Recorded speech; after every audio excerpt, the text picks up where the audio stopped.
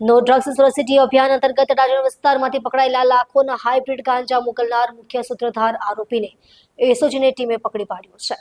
સુરત શહેર SOG police Adajan Sairam row હાઉસના gate પાસેથી ₹13,09,000ના 374 ગ્રામ થાઇલેન્ડથી મંગાવેલા હાઇબ્રિડ ગાંજા સાથે કાપડ વેપારીને ઝડપી પાડ્યો હતો. એસઓજીએ આ હાઇબ્રિડ ગાંજો મંગાવનાર વોન્ટેડ આરોપી આગમ પટેલને પાલ રોડ પરથી ઝડપી પાડ્યો છે. ગત 5મી ડિસેમ્બરે અડાજણ અને પાર્ક રોડ સાઈરામ રો હાઉસના ગેટ પાસેથી હાઇબ્રિડ ગાંજાની ડિલિવરી કરવા આવનાર પેડલર આરોપી કાપડ વેપારી સૌરવ નરેશભાઈ ચૌહાણને 13,09,000ના ગાંજા સાથે ઝડપી પાડ્યો હતો. પોલીસે આરોપીની પૂછપરછ કરતા આરોપી ઋષભ નવરત્નમલ મહોનત પાસેથી હાઇબ્રિડ ગાંજો લાવી આરોપી આગમ ઉત્તમ પટેલને આપવા માટે જતો હતો.